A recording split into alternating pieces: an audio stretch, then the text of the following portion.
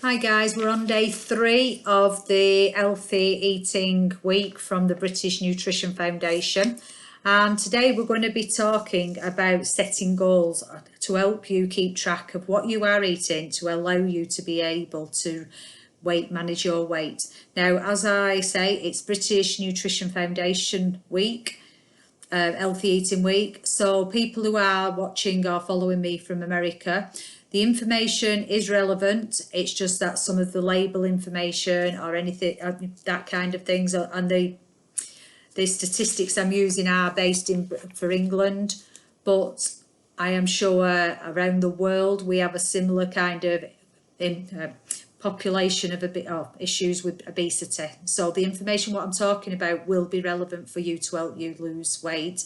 It's just a case of tweaking it for whichever country you're in.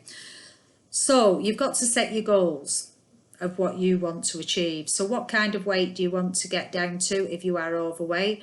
How do you want to become healthy? How do you want, what kind of foods? If you know that you are eating too much of the wrong foods, like I said to you on Monday, when I was actually, before I started eating healthily, I used to go and meet friends and I would have 3 hot chocolates, one after the other, with the cream and the marshmallows on. And then back in December 2018, I decided that I was going to stop doing that, and I probably had about 2 hot chocolates since that time, 2 to 3 hot chocolates, nothing, nowhere near as many as I used to do. So, and it's about setting them goals and having those targets of what you want to achieve. You make small changes. Okay, so we make small changes, and there will be a PDF to be put into my group Transforming Your Life, so you can actually download it, or you can have a look on the British Nutrition Foundation page and the information is there. So in 2014 in England, 58% of women and 65% of men were classed as being overweight or obese. Obesity is the overall cause, is an energy imbalance between calories, what we've consumed, so that's the amount of food that we are eating, with sugars or carbohydrates, and what the calories we use. So it's about how active. So if we are not physically active, but we are eating those calories and we are eating that sugar, and if we don't use it, it ends up round our waist. And when it ends up round our waist, that's when we end up with the health issues. So we've got to make sure that we keep our intake of our calories down, so that we don't, unless we're physically active. So if you've got to increase your activity, but it still means you've got to have things in moderation. However, the reasons behind the imbalance is complicated, involving a large number of factors. Okay, so we've got social factors. So which people are you hanging around with? What do they eat?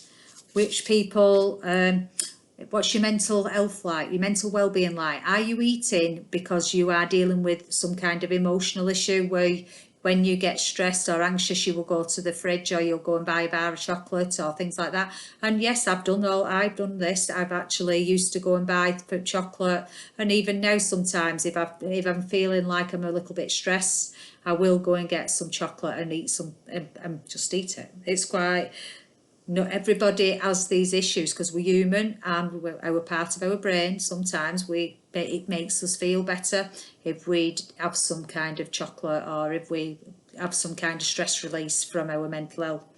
Environmental factors. So supermarkets, they're leaving when we go shopping, next to where the till is, there's always food, always chocolates there and things like that. Now back when I was 16, that was a thing what they used to say. They used to put things next to the till to entice you to buy them whilst you're waiting. So you're looking at them. Now it's about making sure, if you've got a goal you want to achieve, you've got to literally be tunnel vision and think, I don't really want to take that on. And it is easier said than done, but it can be done. You know, I do go past the supermarket, the checkouts now, and the only thing I would actually buy, especially when I go into the local Aldi, is coconuts. They have some coconut pieces, which I will buy. But other than that, I do not actually buy the chocolate or anything like that. What physical activity are we doing? We need to be thinking about this. If we're not doing enough physical activity and we're eating too many of the carbohydrates and too many sugars, then it's going to be telling on our weight. What are we eating and drinking? How's your body working? If your body's working sluggishly because we're not doing the activity and because we're eating the wrong foods, it can actually, our thyroid starts playing up. Our thyroid can actually affect the way our metabolism works. I had an overactive thyroid, so my metabolism was working over, which made me go slimmer. And if you've got an underactive thyroid, it can actually make it go the other way. So it can make you put the weight on.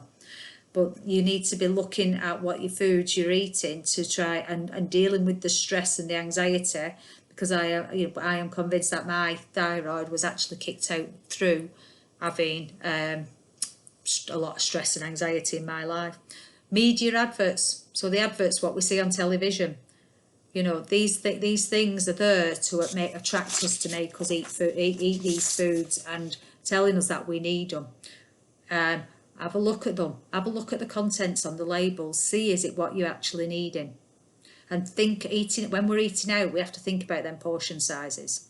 Okay, so the portion sizes again are being mentioned, but when we used to go out, the portion sizes probably were a lot smaller, but they are increasing.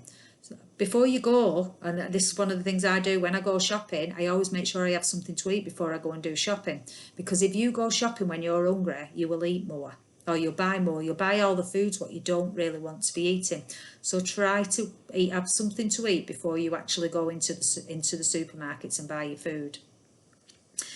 If you're going out for a meal, eat a lighter meal during the daytime so that you can have a bigger meal in the evening.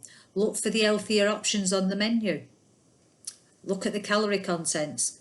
If it's an high calorie one, ask them for a smaller portion. And avoid meals that contain a lot of pastry.